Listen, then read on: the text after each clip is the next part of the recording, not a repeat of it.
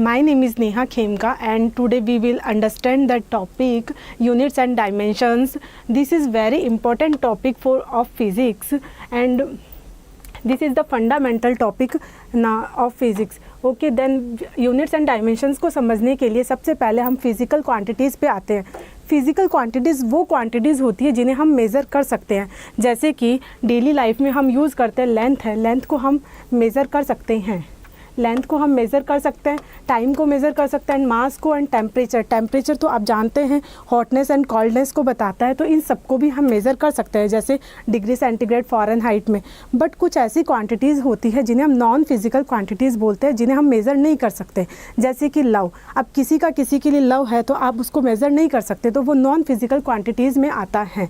Then physical quantities से आगे अगर हम जाते हैं तो ये इसके कुछ टाइप्स होते हैं, जैसे कि fundamental quantities and derived quantities. Fundamental जो क्वांटिटीज़ होती हैं वो क्या होती है, इंडिपेंडेंट होती है. इंडिपेंडेंस मीन्स यानी कि वो अपने आप में क्या होती है, बॉस होती है, यानी उनका खुद का सिस्टम चलता रहता है. ठीक है, उन्हें किसी की ज़रूरत नहीं रहती है. तो फंडामेंटल क्वांटिटीज़ में हम 7 क्वांटिटीज़ के बारे में समझते हैं, जैसे कि length, mass, time, electric current, temperature, amount of substance and luminous intensity. तो लेंथ, मास, टाइम में कॉमन है. इलेक्ट्रिक करंट भी हम जानते हैं कि क्या होता है कि यानी कि यूनिट जो टाइम में जितने चार्ज का फ्लो होता है उसे हम इलेक्ट्रिक करंट बोलते हैं. ठीक है, एंड ल्यूमिनियस इंटेंसिटी का मीन्स होता है कि कोई भी लाइट सोर्स वो कितनी ब्राइटनेस देता है, वो ल्यूमिनियस इंटेंसिटी होता है. तो इन सब को हम अगर अलग अलग यूनिट्स में मेज़र करते हैं, जैसे कि लेंथ का हमें पता है मीटर, मास का kilogram, second, ampere, kelvin, mole, candela, ETC. And now अभी हम ये डिराइव्ड क्वांटिटीज़ पे आते हैं. डिराइव्ड क्वांटिटीज़ वो क्वांटिटीज़ होती हैं जो फंडामेंटल पे डिपेंड करती है, यानी कि वो अपने आप से नहीं बन सकती है, उन्हें किसी की ज़रूरत रहती है. जैसे हम बात करें डिस्प्लेसमेंट, डिस्प्लेसमेंट की यूनिट होती है मीटर. अगर हम बात करें कि डिस्टेंस की भी क्या होती है, यूनिट मीटर ही होती है. लेकिन डिस्टेंस एंड डिस्प्लेसमेंट में कुछ डिफरेंस होते हैं. जैसे कि जो डिस्टेंस होता है वो हमारे पास में स्केलर क्वांटिटी होती है एंड डिस्प्लेसमेंट हमारे पास में वेक्टर क्वांटिटी होती है. जैसे कि हम अगर समझना चाहें कि एक पॉइंट A है एंड पॉइंट B है एंड पॉइंट C है, तो यहाँ से हमने माना कि ये 5 मीटर डिस्टेंस है, ये भी 5 मीटर डिस्टेंस है. देन यहाँ से अगर हम A से C तक आते हैं तो वो हमारे पास में टोटल 10 मीटर ये क्या हुई, हमारी डिस्टेंस हुई. अदरवाइज़ अगर हम A से चल के C तक जाके एंड वापस A पर आ जाते हैं तो फिर हमारे पास में यहाँ पे डिस्प्लेसमेंट क्या हो जाता है, 0 हो जाता है. तो यही एक बेसिक डिफरेंस होता है डिस्प्लेसमेंट एंड डिस्टेंस में. तो इसकी यूनिट भी क्या होती है, मीटर होती है. सिंबल हम हमेशा जो फर्स्ट लेटर है उसी से लिखते हैं. एंड एरिया के लिए हमें पता है क्या होता है कि इसका मीटर स्क्वायर होता है. एंड वॉल्यूम के लिए क्या होता है, मीटर क्यूब होता है. ठीक है, ओके. एंड स्पीड क्या होती है, स्पीड के लिए अगर हम बात करें तो ये होती है इसकी वैल्यू मीटर पर सेकंड होती है इसकी यूनिट. एंड वेलोसिटी की भी यूनिट क्या होती है, मीटर पर सेकंड ही होती है. लेकिन दोनों में डिफरेंस क्या है, वही सेम डिफरेंस मेज़र होता है. स्पीड तो क्या होता है, डिस्टेंस पर यूनिट टाइम होता है एंड जो वेलोसिटी होता है वो होता है डिस्प्लेसमेंट पर यूनिट टाइम होता है. ओके, देन स्पीड हम बोल सकते हैं कि ये क्या होता है, एक स्केलर क्वांटिटी होता है, वहीं पे वेलोसिटी एक वेक्टर क्वांटिटी होता है. नाउ एक्सीलरेशन, फोर्स, एनर्जी, इन सब के यूनिट्स को हम ऐसे मेज़र कर सकते हैं. ओके, नाउ आगे चलने पे हम देखते हैं कि अभी हम एग्जाम्पल, इतनी देर से हम यूनिट बोल रहे हैं, तो यूनिट होता क्या है उसको बताना ज़रूरी है. तो सबसे पहले हम बात करेंगे, जैसे कि एक एग्जाम्पल लेके चलते हैं. ओके, एग्जाम्पल लेके चलते हैं हम, जैसे कि अशोक का जो वेट है वो कितना है, 81 है. तो ये सेंटेंस कंप्लीट है क्या, नहीं है, इसमें कुछ ना कुछ क्या है, मिसिंग है. अब मिसिंग है तो क्या मिसिंग है यहाँ पे, वो हमें पता चल रहा है यूनिट है. ऐसे हम मेज़र नहीं कर सकते. जैसे कि राम है, उसका वो आकाश से 20 बड़ा है. क्या 20 बड़ा है, सेंटीमीटर, मीटर, कुछ तो वैल्यू होगी ना, तो वो ही हम बताना चाहते हैं. तो यहाँ से यूनिट के बारे में हम अगर बात करते हैं तो यूनिट क्या होता है, एक स्टैंडर्ड रेफरेंस होता है जो किसी भी फिजिकल क्वांटिटी को क्या करता है, मेज़र करने के लिए काम में आता है. यानी कि यूनिट का काम है कि कोई भी मेज़रमेंट है ना वो यूनिट के बिना इनकम्प्लीट है, यानी उसका काम चलता ही नहीं है. ओके, देन अभी हम बात करेंगे फिजिकल क्वांटिटी क्या होता है। फिजिकल क्वांटिटी में हम बात कर रहे हैं कि जो फिजिकल क्वांटिटी है वो न्यूमेरिकल वैल्यू और उसके साथ में हमें कुछ ना कुछ यूनिट ऐड करनी पड़ती है, वही हमारे पास में फिजिकल क्वांटिटी होती है। ओके, नेक्स्ट हम आते हैं, अभी हम यूनिट्स की बात कर रहे हैं, ठीक है। अभी यूनिट्स के भी कुछ ना कुछ सिस्टम्स चलते रहते हैं, कुछ टाइप्स होते हैं, जैसे कि CGS यूनिट हो गई। ओके, जैसे कि CGS यूनिट हो गई। CGS यूनिट में हम बात करेंगे कि जैसे सेंटीमीटर ग्राम एंड सेकंड हो गया, एंड MKS हो गया metre kilogram and second, FPS हो गया foot pound and second, and SI हो गया international system of unit. Okay, तो यहाँ पे जो CGS system of unit and SI unit, ये दोनों हमारे पास में मोस्ट वाइडली यूज्ड किए जाते हैं, सबसे ज़्यादा यूज़ ये दोनों ही सिस्टम यूज़ में आते हैं। ओके, MKS सिस्टम भी यूज़ में आता है, बट ये उस जगह पे काम में आता है जैसे ओनली अपने इंडिया में चलता है। ओके, जैसे कि SI जो इंटरनेशनल सिस्टम ऑफ यूनिट है, अगर हम बात करें कि इसमें लेंथ के लिए अगर हम यूनिट की बात करें तो इसकी यूनिट होती है मीटर। MKS में भी मीटर होती है एंड SI में भी क्या होती है, मीटर होती है। तो अब मीटर तो ठीक है, बट हमें इसकी ज़रूरत क्यों पड़ी? अगर MKS में मीटर है तो SI की क्यों ज़रूरत पड़ी? तो इसके पीछे की स्टोरी होती है, जैसे कि आप सुनना चाहें कि बहुत सारी कंट्रीज़ के जो साइंटिस्ट हैं उनकी आपस में क्या होती है, मीटिंग होती है, तो वो सब अपनी मीटिंग के लिए इकट्ठा होते हैं। जब वो अपनी मीटिंग के लिए इकट्ठा होते हैं तो वहाँ पे क्या होता है कि रिसर्च के बारे में वो बात करते हैं, तो सब साइंटिस्ट अपनी अपनी यूनिट बना के लाते हैं। अब वो अपनी यूनिट बना के लाते हैं तो वहाँ पे क्या होता है, कन्फ्यूज़न क्रिएट हो जाता है कि किसी को उसकी यूनिट नहीं समझ में आती, किसी को उसकी यूनिट नहीं समझ में आती, ठीक है। तो यहाँ पे इस कन्फ्यूज़न को दूर करने के लिए एक सॉल्यूशन निकाला गया। अब वो सॉल्यूशन क्या था कि पूरी जो इंटरनेशनल लेवल पे एक ही यूनिट बना दी गई। अब वही यूनिट चाइना का बच्चा भी पढ़ेगा और वही यूनिट इंडिया का बच्चा भी पढ़ेगा, यानी कि सब लोग सेम यूनिट यूज़ करेंगे। तो यहाँ से कन्फ्यूज़न दूर हो गया एंड सॉल्यूशन निकल गया। तो यहाँ पे इंटरनेशनल सिस्टम्स ऑफ यूनिट है, SI है, वो हमारे लिए ज़्यादा प्रीफर करता है, यानी हम इसे ज़्यादा यूज़ करते हैं। ओके, एंड FPS है यूनिट सिस्टम ऑफ यूनिट, ये थोड़ा बाहर, जैसे बाहर से कोई भी प्रोडक्ट्स आते हैं उसमें ये लिखा हुआ होता है, मेनली ये ब्रिटिश इंजीनियरिंग में यूज़ किया जाता है। ओके, एंड सेंटीमीटर हम जब छोटे लेवल पे कुछ भी मेज़र करते हैं तो हम ये यूज़ करते हैं। ओके, देन हमें पता चल गया। अभी आता है कि डायमेंशंस। तो अभी हमने यूनिट के बारे में क्या क्या रीड किया है वो हम देखते हैं। यूनिट के बारे में हमने बेसिक फिजिकल क्वांटिटीज़ पढ़ा, फिर उसके बाद में हमने यूनिट्स के बारे में पढ़ा, यूनिट्स क्या क्या होती हैं, यूनिट्स के सिस्टम्स के बारे में पढ़ा और एग्जाम्पल देखे हमने, ठीक है। अभी हम आते हैं डायमेंशन। अब ये डायमेंशन क्या होता है? देखो, जैसे हमारी बॉडी के लिए DNA ज़रूरी है, वैसे ही फिज़िक्स के लिए डायमेंशन ज़रूरी है। ओके, देन डायमेंशन होता है कि कोई भी अगर फंडामेंटल जो क्वांटिटीज़ हैं, किसी भी फिज़िकल क्वांटिटी में कोई भी फिज़िकल क्वांटिटी है तो वो किससे मिलकर बनी होती है? कोई भी फिज़िकल क्वांटिटी है वो किससे मिलकर के बनी होती है? फिज़िकल क्वांटिटी मिलकर के बनी होती है किससे? फंडामेंटल क्वांटिटी से। तो अब ये चीज़ हमें कौन बताता है? डायमेंशन बताता है कि कोई भी फिज़िकल क्वांटिटीज़ में कौन कौन सी फंडामेंटल क्वांटिटीज़ आ रही है, वो डायमेंशन होता है। ओके, डायमेंशन को हम ऐसा बोल सकते हैं कि देखो, जैसे कि मास है, लेंथ है एंड टाइम, मेनली ये तीन ही फिज़िकल क्वांटिटीज़ यूज़ की जाती हैं। तो इसमें किसकी पावर कितनी है वो डायमेंशन बताता है, मीन्स पावर डायमेंशन बता रहा है। ओके, तो देखो, इसके लिए हम एक एग्जांपल लेके चलते हैं, जैसे वॉल्यूम। तो वॉल्यूम को आपको पता है कि लेंथ, ब्रेड्थ एंड हाइट से मिलके बनता है। अब लेंथ की भी सेम होती है मीटर, इसका भी क्या होता है मीटर, एंड इसका भी क्या होता है मीटर। तो फार्मूला डिराइव करने से बेटर होता है कि अगर हमें यूनिट पता है तो अपन डायमेंशनल फार्मूला भी यूज़ कर सकते हैं। देन यहाँ से अगर मैं बोलूँ ये मीटर क्यूब है, मीन्स लेंथ का क्यूब, तो लेंथ का क्यूब, तो हमने L का सिंबल लिया, उस पर हमने क्यूब लगा दिया, तो ये क्या हो गया हमारे पास में डायमेंशनल फार्मूला।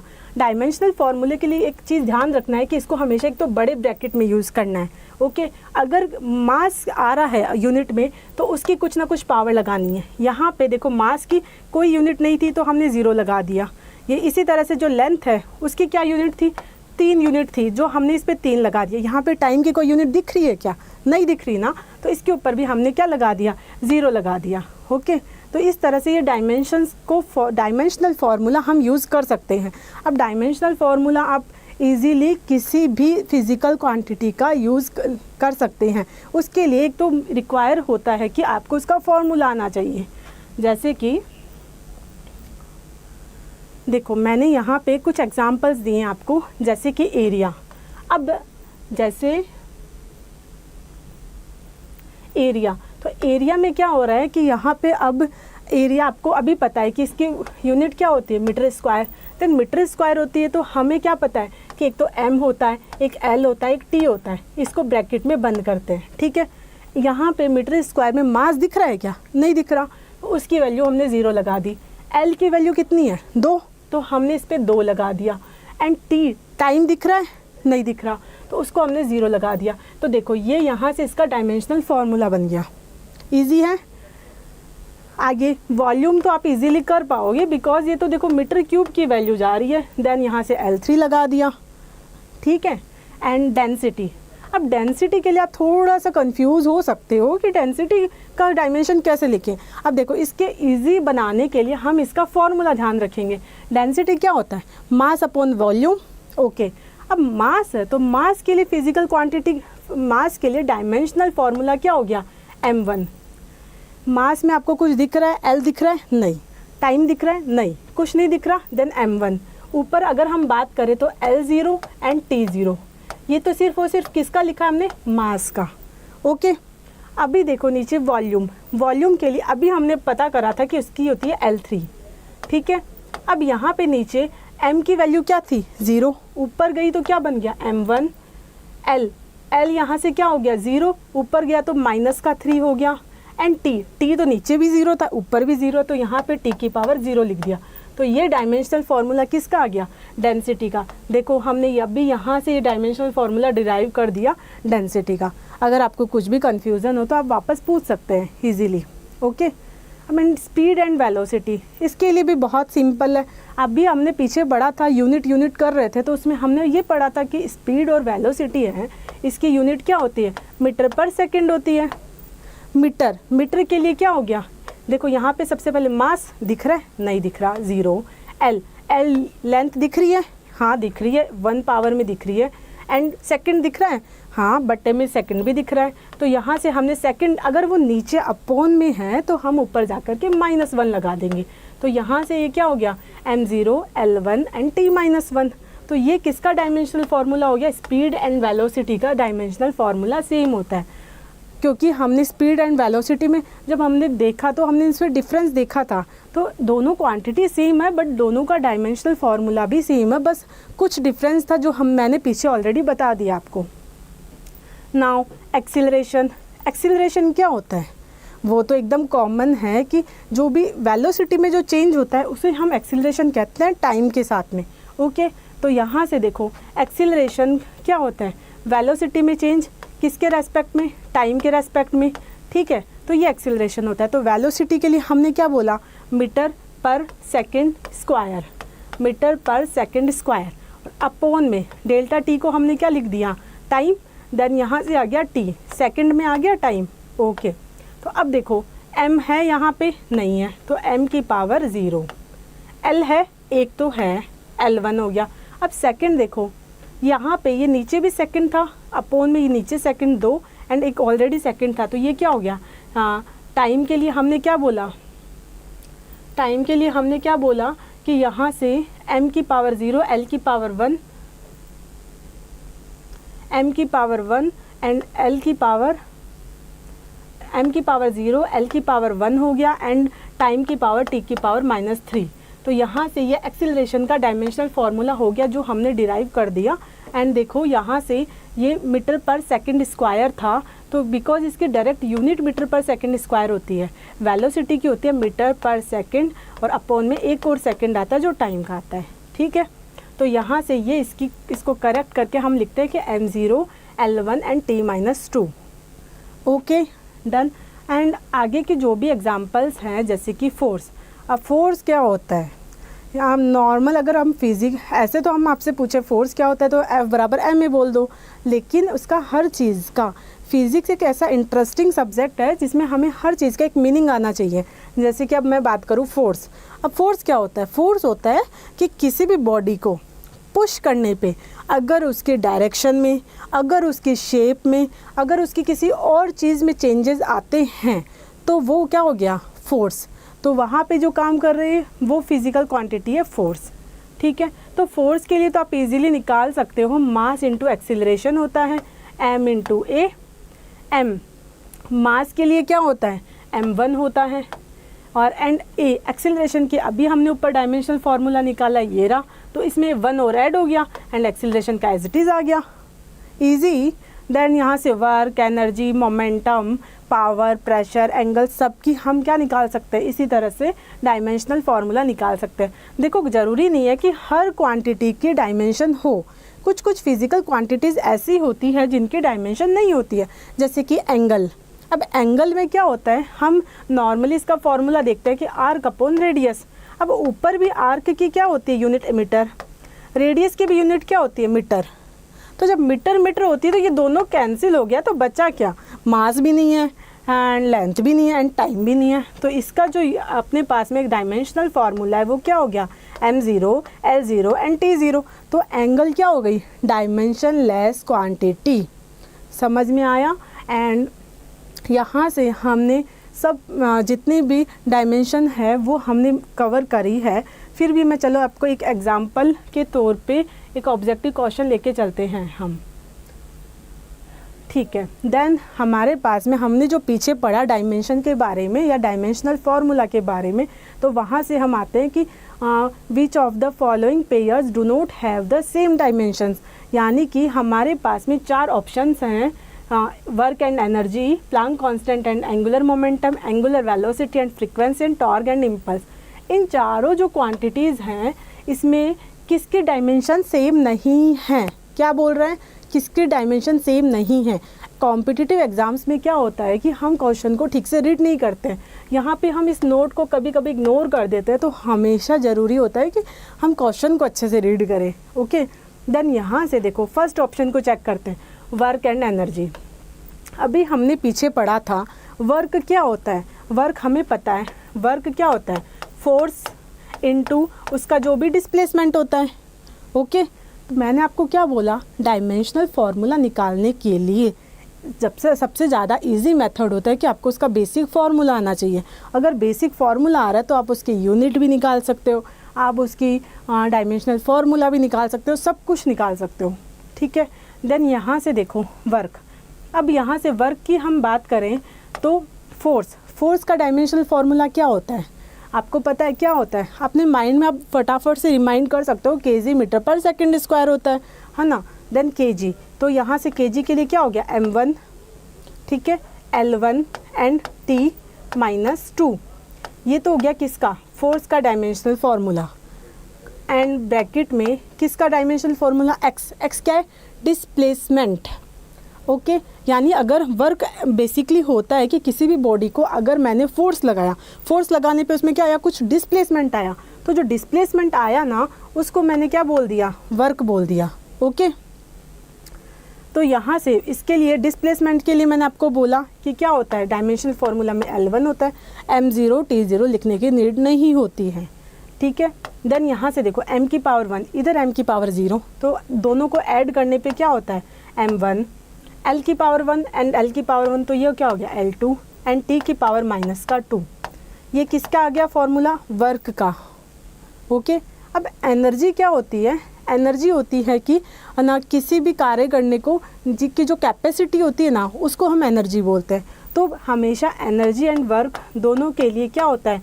सेम ही डायमेंशनल फार्मूला यूज़ होता है, वो आप निकाल सकते हो इजीली। ठीक है, तो हमारा ये ऑप्शन तो हो नहीं सकता।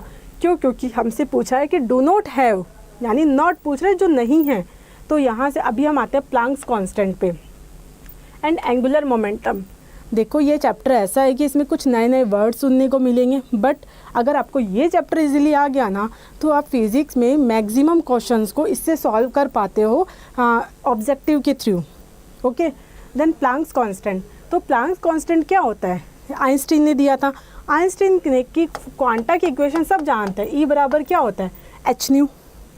न्यू यहाँ पे क्या है फ्रीक्वेंसी, ठीक है, एंड एच, अब एच यहाँ पे क्या है प्लैंक्स कांस्टेंट है। देन मैंने इस एच को क्या लिख दिया ई अपॉन में न्यू, ये मैं इजीली लिख सकती हूँ।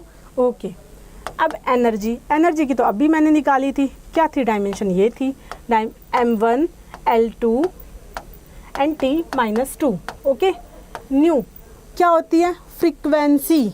अब देखो फ्रीक्वेंसी तो आपको पता ही है कि कोई भी चीज़ कितनी बार रिपीट हो रही है उसका जो नंबर है उसी को हम फ्रीक्वेंसी बोलते हैं। तो फ्रीक्वेंसी को बेसिकली हम टाइम के इन्वर्स के तौर पे जानते हैं, ठीक है। तो इसका डायमेंशनल फॉर्मूला क्या हो गया, एम एल से तो कोई लेना देना ही नहीं है, यहाँ बचा क्या टी, तो ये टी की पावर -1 हो गया। ओके, तो यहाँ से मैंने लिख दिया टी की पावर -1। ओके, तो यहाँ से प्लैंक्स कांस्टेंट की डायमेंशन क्या आ गई m1 L2 T, ये -1 था, ये ऊपर गया तो क्या हो गया +1। दैन -2 एंड +1 क्या होता है -1। तो यहाँ से ये अपने पास में क्या हो गया डायमेंशनल फार्मूला आ गया। ओके, तो ये किसका आया प्लैंक्स कांस्टेंट का। अभी इतना काम ख़त्म नहीं हुआ है, हमें चेक करना पड़ेगा एंगुलर मोमेंटम का। अगर एंगुलर मोमेंटम का डायमेंशनल फार्मूला h के इक्वल आ जाता है तो ये ऑप्शन भी हमारे पास कट जाता है। ओके, तो यहाँ से अब बात करते हैं एंगुलर मोमेंटम। अभी ये नाम सुनने में तो बहुत भारी भारी लगता है यार, एंगुलर मोमेंटम होता क्या है। देखो इसको इजी लैंग्वेज में समझते हैं, है ना। अभी देखो यानी कि मान लो कि कोई भी बॉडी है, ओके, तो यहाँ से अगर जैसे इसमें एक सिंपल सा एग्जांपल लेके चलती हूँ मैं स्केटिंग का, ठीक है। आपने स्केटिंग करी होगी, नहीं की तो भी कोई बात नहीं, बट देखा तो होगा। तो उसमें क्या होता है कि एक मोमेंट ऑफ इनर्शिया आता है। जैसे कि अगर हम एंगुलर मोमेंटम की बात करें तो इसका फॉर्मूले में हम J = I ओमेगा भी पुट कर सकते हैं, ठीक है। एंगुलर मोमेंटम होता है जब कोई भी बॉडी रोटेट करती है उस टाइम पे जो मोमेंटम होता है वो एंगुलर मोमेंटम होता है, ठीक है। तो इससे हम जब समझते हैं कि जब स्केटिंग करते टाइम पे अगर आपने अपने हाथों को फैला करके रखा है, यानी जब हमने अपनी आर्म्स को फैला रखा है, ओके, तो जब आर्म्स को फैला रखा है तो हमारे पास में जो एक्सिस है उससे जो इनर्शिया है यानी जो मास है उसकी कुछ ना कुछ क्या हो गई डिस्टेंस हो गई। डिस्टेंस होने से क्या हो गया मास इंक्रीज हो गया। मैं मास बोल रही हूँ तो यहाँ से जो ये आई है ना इसको मैं मास से कंसिडर करके चल रही हूँ। ओके, तो जब मास बढ़ गया तो उसकी जो वेलोसिटी है, वेलोसिटी क्या एंगुलर वेलोसिटी जो क्या होती है ओमेगा, ये क्या हो रही है कम हो रही है। मीन्स जब मैंने आर्म्स को फैला रखा है तो उस कंडीशन में देखो इसको हम ऐसा लिख सकते हैं कि जो आई है वो इन्वर्सली प्रोपोर्शनल होता है ओमेगा के। ओके, तो यहाँ से जब मैंने आर्म्स को फैला रखा है तो मेरा क्या हो गया आई बढ़ गया। जब आई बढ़ गया तो ओमेगा कम हो गया। वैसे ही अगर मैंने हाथों को ऐसे सिकुड़ लिया तो जब मैंने आपको हाथों को ऐसे बाउंड कर लिया तो मेरा क्या हो गया मास कम हो गया। अब मास कम हो गया तो यहाँ से क्या हो गया ओमेगा की वैल्यू बढ़ गई। तो आप देखते हो कि अचानक से आपकी स्पीड बढ़ जाती है स्केटिंग के टाइम पे। ओके, तो आप ये सब चीज़ें किसकी वजह से हो रही है एंगुलर मोमेंटम की वजह से। तो अगर हम इस चीज़ को कंक्लूड करें तो जो एंगुलर मोमेंटम होता है वो किसी भी बॉडी के रोटेशन के टाइम पे जो उसमें मोशन होता है ना स्टोर होता है उसको अपन एंगुलर मोमेंटम बोल रहे हैं। अभी हमें ये समझने की ज़रूरत थी बट मैन हमारा काम यहाँ पे डायमेंशनल फार्मूला से है। सो अगर मैं इसका डायमेंशनल फार्मूले की बात करूँ तो इसका एक फार्मूला और होता है। हमेशा एक चीज़ याद रखना, हाँ एज अ ट्रिक बोल सकती हूँ मैं इसको, कि जब एंगुलर लग रहा है देखो मोमेंटम आप जानते हो इजीली क्या होता है mv, ठीक है। उसमें क्या ऐड हो जाती है r मीन्स रेडियस। तो जब उसमें रेडियस ऐड हो जाती है तो ये किसका फॉर्मूला बन जाता है mvr, ये बन गया एंगुलर मोमेंटम का फॉर्मूला, ठीक है। तो जब mvr हो गया तो अब हमें इनकी मास वेलोसिटी एंड रेडियस इन तीनों की अलग अलग डायमेंशनल निकालनी पड़ेगी। जैसे m का क्या हो गया m1, ये तो मैंने m का डायमेंशनल फार्मूला लिख दिया। v का क्या हो गया v का डायमेंशनल फार्मूला हो गया हमारे पास में मीटर पर सेकंड। तो यहाँ से L1 एंड T-1 एंड यहाँ पे नेक्स्ट रहता है L1। तो ये मैं इसको थोड़ा नीचे लिख रही हूँ, ये हो गया L1। तो जब आपने इसको ऐड किया डायमेंशंस को तो क्या आया यहाँ पे देखो M1 L1 क्या हो गया L2, ओके L2 एंड यहाँ से देखो T-1, यहाँ पे टी दिख रहा है, नहीं दिख रहा, तो t-1। तो ये देखो एक डायमेंशनल फार्मूला हो गया। तो मैं इसको थोड़ा सा इरेज कर देती हूँ ताकि आप देख पाओ कि यहाँ से देखो ये सब मैं इरेज कर देती हूँ। तो यहाँ से जब आपने निकाला, देखो ये मैंने प्लैंक्स कांस्टेंट h के लिए जो डायमेंशन निकाली थी वो देखो ये रहा डायमेंशनल फार्मूला। कौन सा? ये, ठीक है, ये देखो डायमेंशनल फार्मूला, एंड इसके लिए निकाला तो ये दोनों तो सेम आ रहे हैं, तो ये ऑप्शन भी कट। अभी नेक्स्ट आता है एंगुलर वेलोसिटी। अभी मैंने आपको क्या समझाया कि एंगुलर मीन्स उसमें एक रेडियस ऐड कर दो, ठीक है। तो जैसे वेलोसिटी आया, वेलोसिटी की क्या होती है, वेलोसिटी में हम क्या कर रहे हैं, वेलोसिटी में एक रेडियस ऐड कर रहे हैं। तो ये जो फॉर्मूला हो गया v इंटू आर का, या r इंटू वी बोल दो एक बार आप बेसिक समझने के लिए। तो एंगुलर वेलोसिटी के लिए अगर हम डायमेंशन निकाल रहे हैं तो क्या इसका क्या हो गया, v का m0, क्यों, मीटर पर सेकंड। तो यहाँ से क्या हो गया L1 and t-1, okay. And r के लिए क्या हो गया L1, देन यहाँ से जब हमने इसको ऐड किया तो आ गया m0, L2 एंड t-1। ये किसकी आई, एंगुलर वेलोसिटी की, ओके। तो यहाँ से देखो एक सेकेंड, जैसे v एंड r, तो वेलोसिटी की क्या होती है, मीटर पर सेकेंड, देन यहाँ से ये आ गया, एंड r के लिए हमने क्या निकाल दिया L। देखो इसको एक दूसरा फॉर्मूला करके भी यूज़ कर सकते हो, जैसे कि अगर मैं बात करूँ कि अगर मैं ये अभी चलो अपन फिर से निकाल लेते हैं। तो अगर हम इसका दूसरा फार्मूला यूज़ करते हैं किसका, एंगुलर वेलोसिटी। एंगुलर वेलोसिटी होता है कि किसी भी कर्व्ड पाथ में कोई भी ऑब्जेक्ट किस वेलोसिटी से मोशन कर रहा है, वो एंगुलर वेलोसिटी हो गया। तो एंगुलर वेलोसिटी को हम ओमेगा ओमेगा बोल रहे हैं, तो इसको एक formula D theta upon D T से भी हम डिराइव कर सकते हैं। डी थीटा एंगल क्या होती है, डायमेंशन लेस क्वांटिटी, जो हमने अभी पीछे जस्ट उस टेबल में पढ़ी थी, ओके। तो इसकी तो कोई डायमेंशन ही नहीं है, तो ये डायमेंशन लेस, तो इसमें m भी 0, l भी 0 एंड t भी 0 अपॉन में dt। तो हम अपॉन में dt में क्या हो गया t1, तो जब ये ऊपर गया तो ये t1 -1 हो गया, तो t-1, ये क्या हो गया, ओमेगा की डायमेंशन आ गई। उसके अलावा अब हमारे पास क्या है, फ्रीक्वेंसी। मैंने पढ़ा था फ्रीक्वेंसी क्या होता है, इन्वर्स ऑफ टाइम।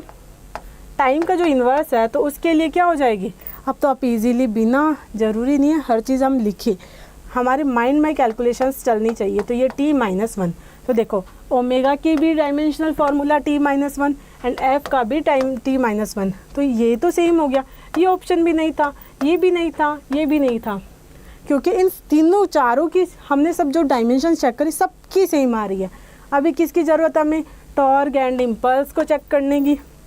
अब टॉर्क क्या होता है, टॉर्क होता है टर्निंग इफेक्ट ऑफ फोर्स, यानी कि कोई भी कर्व्ड पाथ में जो फोर्स लग रहा है और उसमें जो जो चेंजेस हो रहे हैं उसको हम टॉर्क बोलते हैं। देखो टॉर्क के लिए आप समझ सकते हो कि जैसे टो इज इक्वल्स टू, हम बोल सकते हैं जैसे F इंटू जो भी R, ठीक है। टॉर्क बेसिकली होता है कि कर्व्ड पाथ में जो फोर्स लग रहा है। अभी देखो मैं टॉर्क को समझाने के लिए आपको एक एग्जांपल दे सकती हूँ। अभी जैसे कि एक डोर है, ठीक है, ये मान लिया मैंने एक डोर है, तो यहाँ से ये डोर यहाँ से बाउंड है, तो ये इसका क्या हो गया, हिंज हो गया, हिंज पॉइंट। तो जब मैंने इस डोर को यहाँ से ओपन किया, यानी हिंज पॉइंट के जस्ट पास में से, तो यहाँ से जब मैंने उसको ओपन किया तो इसकी जो रेडियस है वो कितनी हुई, r, ओके। तो जो यहाँ पे जब रेडियस कम हुई तो रेडियस कम होने से क्या हो गया, टॉर्क भी कम हो गया, ठीक है। और जब यहाँ से डिस्टेंस यानी जो रेडियस इंक्रीज होती है तो वहाँ पे क्या हो गया, टॉर्क भी ज़्यादा हो गया, ओके। तो यहाँ से इसका मतलब ये हुआ कि जब हमने हिंज पॉइंट के पास में से जब डोर को ओपन करा, तो जब पास में से ओपन करा तो वहाँ पे क्या हुआ, हिंज पॉइंट से उसकी डिस्टेंस कम हो गई, डिस्टेंस कम हो गई तो उसका टॉर्क कम हो गया। अब टॉर्क कम होने से क्या हुआ कि वहाँ से हमें उसको मूव नहीं कर पा रहे थे हम। वहीं पे अगर हम बात करें कि हैंडल से जब हम उसको ईज़िली करते हैं, ईज़िली पुश करते तो वो ईज़िली ओपन हो जाता है, ओके। तो यहाँ से ये हमारे पास में क्या हो गया, टॉर्क हो गया। तो टॉर्क के लिए अगर हम डायमेंशनल फार्मूला निकालना चाहें, ठीक है, तो यहाँ से एंड इम्पल्स दोनों के लिए डायमेंशनल फार्मूला चाहिए। तो टॉर्क का डायमेंशनल फार्मूला निकालने के लिए हमने क्या बोला, फोर्स इंटू रेडियस। ओके, तो फोर्स इंटू रेडियस, तो फोर्स क्या होता है, फोर्स क्या होता है kg मीटर पर सेकंड स्क्वायर। तो kg का तो m आ गया, मीटर का ये आ गया, सेकंड स्क्वायर का t-1 इंटू एक हमने एक रेडियस और बताई तो ये L2 आ गया। तो ये तो किसका फॉर्मूला हो गया, टॉर्क का डायमेंशनल फार्मूला। अभी बात करते हैं इम्पल्स। इम्पल्स वो होता है यानी कि शॉर्ट पीरियड के लिए जो फोर्स लग रहा है ना उसको इम्पल्स बोले जा रहा है, यानी कि शॉर्ट पीरियड के लिए। जैसे कि इम्पल्स को मैं ऐसे बोल सकती हूँ कि इसका जो फार्मूला है उसमें क्या होता है, जैसे कि F इंटू डेल्टा टी। इसका एग्जांपल देखो, शॉर्ट टाइम जैसे बैट्समैन, क्रिकेट को तो सबको शौक है, क्रिकेट देखते हो, तो उसमें क्या हो गया कि जब बैट्समैन बॉल को हिट करता है, तो जब वो बॉल को हिट कर रहा है तो उस कंडीशन में उसके पास में टाइम बहुत ही कम है। तो जब टाइम कम है तो उस कंडीशन में वहाँ पे फोर्स ज़्यादा लग रहा है, ठीक है। तो जब फोर्स ज़्यादा लग रहा है तो इसको हमने क्या बोला, यही क्या होता है, इम्पल्स होता है। एंड इम्पल्स को हम दूसरे शब्दों में अगर डिफाइन करें तो ये क्या होता है, चेंज इन मोमेंटम, ठीक है, चेंज इन मोमेंटम। तो अगर हम मोमेंटम की डायमेंशन हमें आती है तो हम इम्पल्स की डायमेंशन भी निकाल सकते हैं। तो यहाँ से क्या हो गया, इसकी मोमेंटम का क्या होता है, mv। तो mv यानी मास, v यानी वेलोसिटी, तो L1 एंड t-1, ठीक है।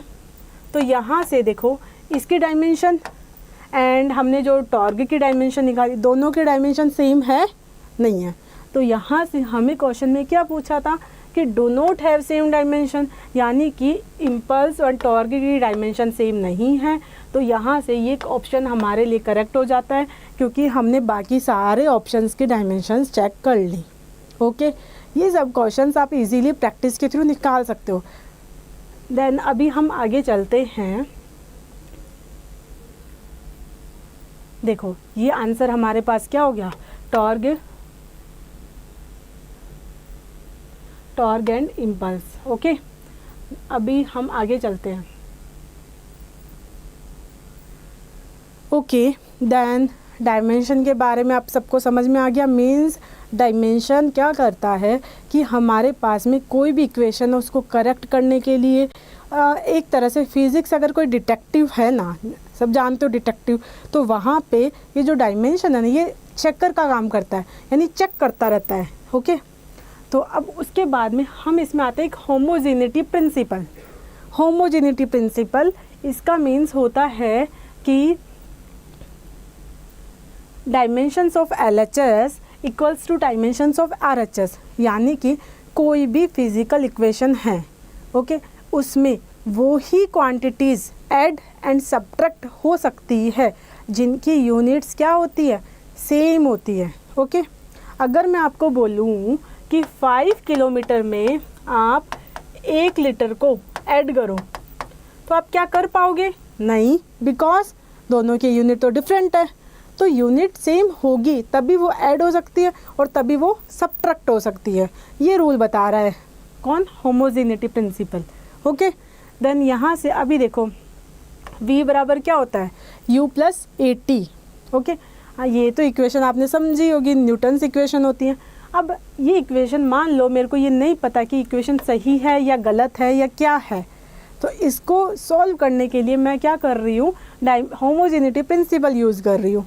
अब उसके लिए मुझे क्या होना चाहिए, देखो u और AT ये दोनों ऐड हो रही है। भाई ऐड क्यों हो रही है, इसका मतलब u की तो यूनिट या u का डायमेंशनल फार्मूला एंड AT का डायमेंशनल फार्मूला क्या होगा, सेम होगा, तभी दोनों आपस में ऐड हो रही है, ठीक है। एंड v का भी डायमेंशनल फार्मूला इनके बराबर होना चाहिए ना।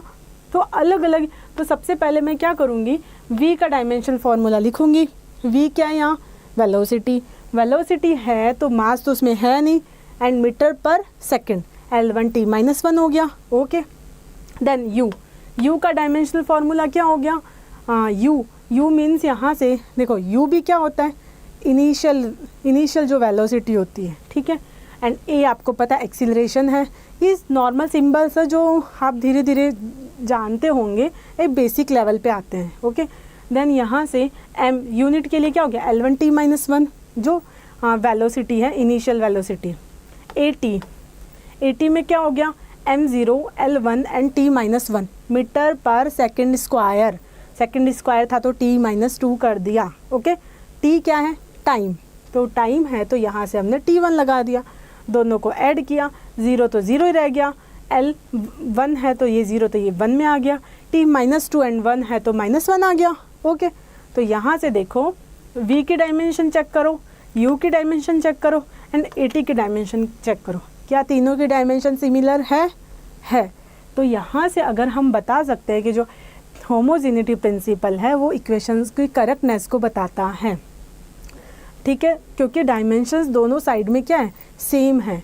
अगर आपको मान लो वो ऐसा बोल देता कि v बराबर u प्लस t, अगर किसी को नहीं पता है तो वो बोले ये इक्वेशन तो भाई चेक करके बता तू कि सही है या गलत है। अब भाई चेक करनी है तो चेक करने के लिए आपको डायमेंशनल फार्मूला आना चाहिए। क्यों? क्योंकि आपको मैंने बताया है कि सेम यूनिट्स ही क्या होती है, ऐड एंड सब्ट्रैक्ट होती है। तो it is clear now. Okay, then अभी हम आगे चलते हैं।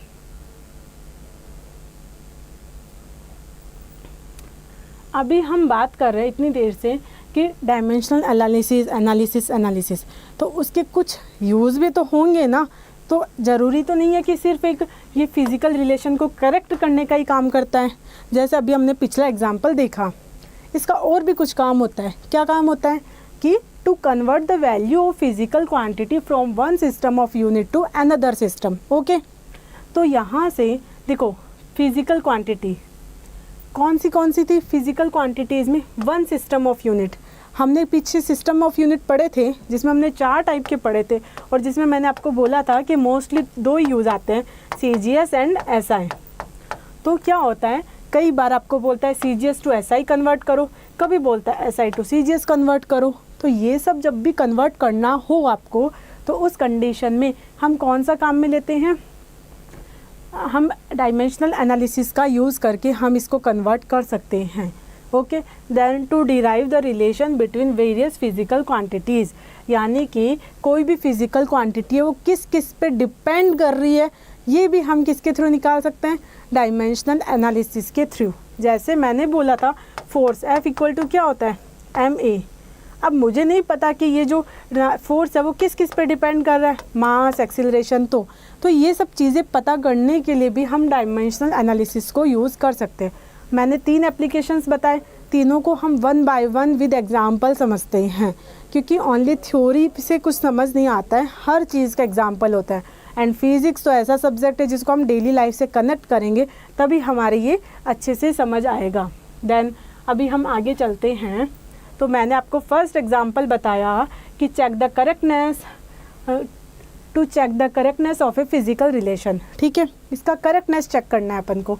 देन यहाँ से देखो करेक्टनेस के लिए हम क्या कर रहे हैं, हमने एक और पीछे तो हमने v बराबर u प्लस 80 का एग्जांपल देखा ही था। अभी दूसरा आप समझ सकते हो, s बराबर ut plus half of 80 square. Then okay, try करते हैं।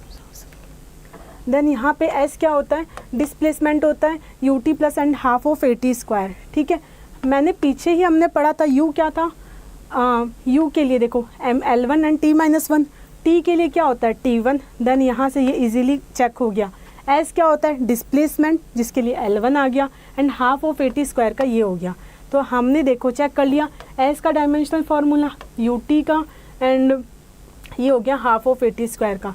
तो ये आप इजीली, बहुत इजी है, आप इजीली कर सकते हो। तो हम आगे नेक्स्ट एप्लीकेशन चेक करते हैं। ओके,